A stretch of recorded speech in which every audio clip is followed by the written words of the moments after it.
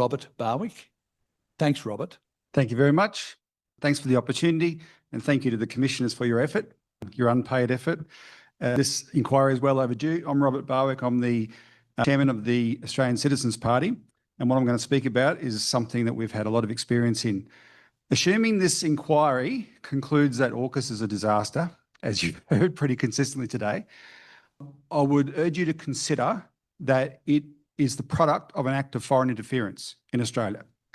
When we wonder why our current Prime Minister, having been given a 24-hour ultimatum in 2021 to accept this deal, and he chose to do it despite the person offering that ultimatum, Scott Morrison, being a deeply unpopular figure at the time, and for which former Prime Minister Paul Keating excoriated him later. He should have been more brave than that. But why did Mr Albanese think he had to accept this deal? Well, in 2024, Dr Alex Bristow of the Australian Strategic Policy Institute wrote an article where he pointed out that the only way you would continue to generate consent of Australians for increased military spending is by talking about China. And Dr Bristow was speaking essentially of the policy of his own organisation, the Australian Strategic Policy Institute.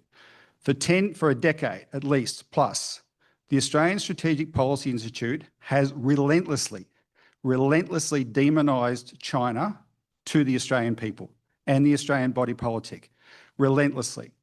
Using the title of the Australian Strategic Policy Institute, which seemed to give it a certain gravitas, it was able to become the ubiquitous go-to commentator pool on the news and television for everything to do with China. And we've had a decade of this organisation relentlessly demonising our number one trading partner to incite fear and hatred among Australians about China, all of which was funded by the United States government and the United Kingdom government and the biggest weapons manufacturers in the United States and the United Kingdom.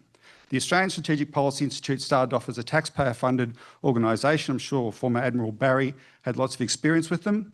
They were a fine organisation under Hugh White, but when they started expanding into US funding, they became a propaganda mouthpiece for the United States government.